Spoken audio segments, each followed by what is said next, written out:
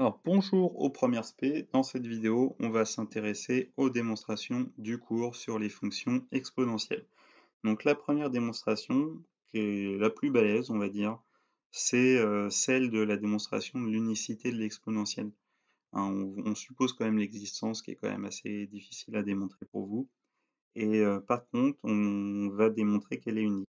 Donc une fonction qui vérifie f' de x égale f de x et f de 0 égale 1, bah, il n'y en a pas 500, il n'y en a qu'une.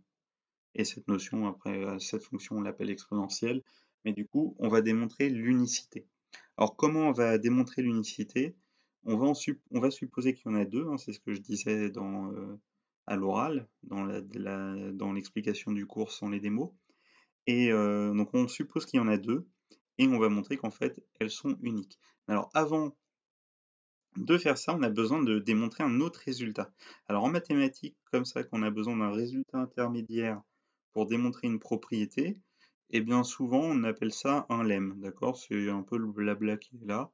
Et un lemme, c'est quoi? C'est rien d'autre qu'une propriété, mais dont on se sert pour en démontrer une autre.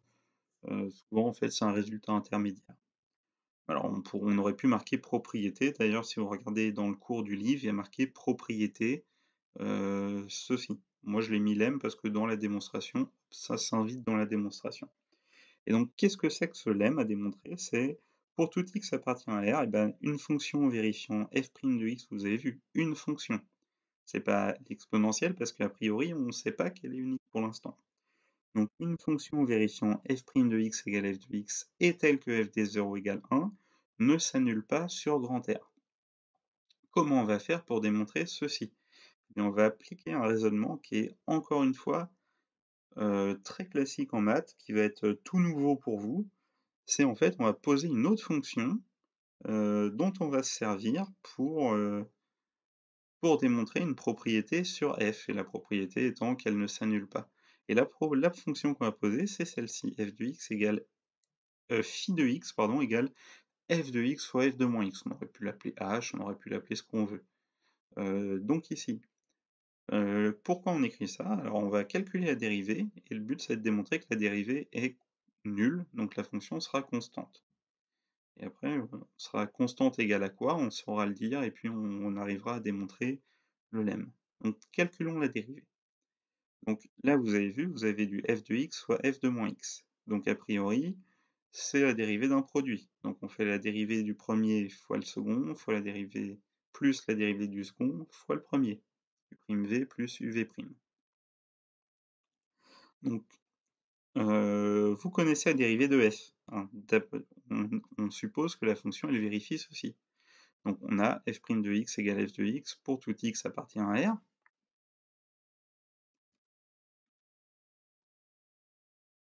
Ça, on l'a. Mais alors quelle est la dérivée de f de moins x?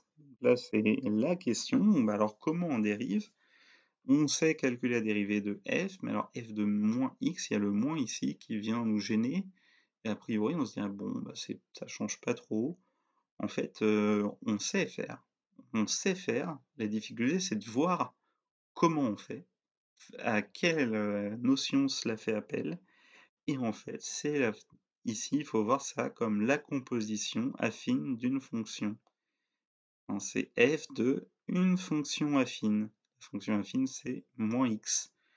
Et je vous rappelle, quand j'ai une fonction, alors du coup, qui s'écrit g de ax plus b, si je l'appelle h, cette fonction, bah, la dérivée de g de ax plus b, la dérivée de h, c'est a fois g' de ax plus b, où g' c'est la dérivée de la fonction g.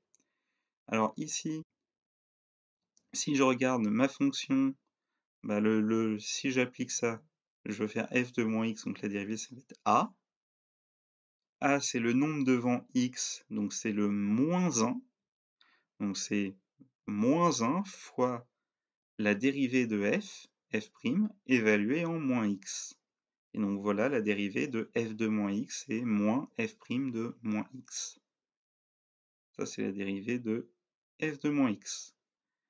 Et donc, une fois que j'ai ça, bah, j'applique ma formule phi' de x, donc j'applique la formule, c'est la dérivée de f, c'est f' de x, fois la fonction v, fois la deuxième fonction, donc fois f de moins x, plus la première fonction, donc fois plus f de x, fois la dérivée de f de moins x, donc fois moins f' de moins x. Alors maintenant, on sait, parce que c'est la fonction qui vérifie f' de x égale f de x, on sait que f' de x, ça vaut f de x, donc je peux remplacer, ça me fait moins f' ici devient f de x, fois f de moins x, toujours.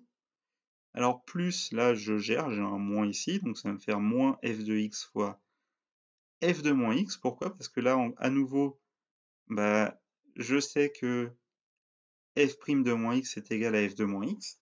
Alors pourquoi là j'ai le droit de le remplacer? On se dit, bah oui, mais moi je le sais quand ici j'ai x, pas quand j'ai moins x. Alors regardez, ma fonction, je sais qu'elle vérifie ça. Alors pourquoi ici j'ai le droit de le faire même si j'ai des moins ici? Dire que f' de moins x c'est f de x, f de moins x. Eh bien tout simplement parce que, par exemple, si je peux poser y égale moins x. D'accord? Et à ce moment-là, si je mets en fait, ce qu'il faut voir, c'est x c'est une certaine quantité, donc si là, j'ai une certaine quantité, et bien là, je retrouve la même quantité. Et donc là, si la quantité c'est moins x, et bien ici, j'ai à nouveau moins x. D'où le fait que on peut remplacer f' de moins x par f de moins x. Et donc j'obtiens ceci, f de x fois f de moins x moins f de x fois f de moins x. Et là, bah, c'est la même quantité avec le signe moins, donc ça fait 0. D'où le fait que la fonction phi est constante. La dérivée est positive, donc la fonction phi est constante. Mais en plus, et c'est là où c'est beau, c'est que je connais la valeur de la constante. Que vaut phi de 0? Phi de 0, bah, ça va faire f de 0 fois f de moins 0. Et f de 0, f de moins 0, c'est f de 0. F de 0, ça vaut 1. C'est à nouveau dans les hypothèses de notre fonction exponentielle. Enfin, d'une fonction qui vérifierait les deux hypothèses. En tout cas, c'est une des deux hypothèses de notre fonction. Et donc le produit fait 1. Et donc la fonction phi, elle est constante égale à 1, d'où f de x fois f de moins x est égal à 1 pour tout x appartient à R. Mais donc si c'est vrai pour tout x appartient à R, eh bien on en déduit que là ça ne peut pas s'annuler. F de x ne s'annule jamais, parce que imaginez j'ai une valeur de x pour laquelle ça s'annule, et bien du coup le produit ferait 0, donc j'aurais phi égale 0, et donc phi égale 0, bah, c'est absurde, parce que moi la fonction phi elle est constante égale à 1. Conclusion, elle ne peut pas s'annuler, et donc c'est la fin du lemme. Alors la question qu'on pourrait se poser, donc c'est pas la fin de la démo, hein, c'est la fin, vous avez vu, de l'indentation ici, qui correspond à la démonstration du lemme. Maintenant, la question c'est mais comment on peut penser à poser ça? Eh bien alors, une idée de réponse, moi j'ai pas la réponse, hein, je sais pas trop comment on peut penser à ça non plus. L'idée c'est que si on regarde la courbe représentative de la fonction exponentielle, on se dit oui mais elle n'existe pas, oui mais on peut quand même la supposer et essayer de la tracer. C'est la méthode de Newton dans l'approfondissement. Ça on peut le faire avant même de démontrer l'unicité de cette fonction. Donc, on pourrait imaginer déjà avoir tracé et après s'embêter à démontrer l'unicité. Donc bah regardez, si je prends un point ici, si je prends x et f de x, alors si je prends par exemple 2f de 2, je suis là-haut, et maintenant si je prends moins 2 f de moins 2, je suis ici, et en fait regardez, à partir du moment où je suis en 1, bah, dès l'instant où par exemple je vais ici en 1 demi, eh bien, comment dire, en fait, vous voyez ici, si je vais pardon en 2, prenons plutôt ceci, c'est peut-être mieux de le voir comme ça. Je prends un point sur la courbe, et je le mets en abscisse, de sorte à ce que l'ordonnée soit 2. Regardons l'abscisse, c'est 0,71. Et maintenant, si je prends un autre point, point D, toujours sur la courbe, et maintenant, je vais regarder ce qui se passe en l'abscisse moins 0,71. Abscisse moins 0,71. il se trouve que, est-ce que je vais avoir, voilà, il se trouve en fait que l'ordonnée c'est 0,5. Donc en fait, on voit que ici, on pourrait avoir comme idée que on pourrait avoir ceci en idée que f de x fois exponentielle de moins x,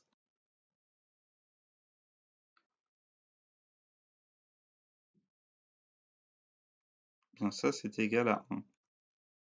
Alors, comme ça il n'aime pas du tout. En fait, regardez, si je prends l'image d'une certaine quantité et que je multiplie par l'image de l'opposé de cette quantité, eh bien le produit fait 1. Et en fait, peut-être que c'est de cette observation graphique que vient l'idée de se dire, bah, comme à chaque fois ça fait 1, eh ben on va étudier cette fonction phi de x égale f de x fois f de moins x. Et alors, comment, du coup, en fait, ce serait juste une conjecture. Et ensuite, bah, on essaie de démontrer ce résultat, que la fonction est constante égale à 1. On y arrive, et après, bah, on se dit, ah, mais c'est super, parce que de ça, on peut même en déduire que la fonction ne s'annule pas. Donc c'est un petit peu au hasard, enfin, c'est en cherchant des propriétés sur la fonction qu'on peut découvrir ceci. Alors maintenant, deuxième chose qu'on peut maintenant qu'on a démontré le lemme, en fait, on va essayer de démontrer l'unicité. Alors pour démontrer l'unicité, c'est ce que j'ai dit, on suppose qu'il y en a deux et on va montrer que les deux sont les mêmes. À ce moment-là, on pourrait supposer qu'il y en a 18. Par exemple, bah, comme j'ai supposé que les deux étaient pareils, mais il n'en reste plus que 17, et à ce moment-là, j'en prends une des 17 restantes avec je la compare avec l'une des deux que j'ai choisies au départ. Elles sont identiques, etc. En fait, dès l'instant où on en prouve que deux sont identiques, bah, en fait, ça prouve aussi que si on en suppose n fonctions identiques, n fonctions différentes, alors les n fonctions sont identiques, simplement en n'en considérant que deux. Et donc faisons ceci. Donc on souhaite démontrer l'unicité d'une fonction vérifiant f' égale f et f de 0 égale 1. Et pour cela, on va utiliser ce qu'on appelle le raisonnement classique. Supposer qu'il y en a deux, on va les appeler f et g. Donc ces deux fonctions vérifient la dérivée est égale à la fonction, et en 0, elle vaut 1. Donc ça, c'est vrai pour f, mais on a aussi g' égale g et g de 0 égale 1. D'accord, je les appelle f et g, ces fonctions-là. Et alors, on a,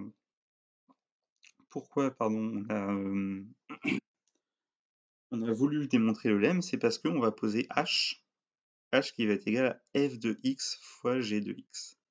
Et à partir de ça, bah, en fait, l'idée, si je veux à la fin que f et g soient égales, eh bien, il faudrait que j'ai un 1 ici.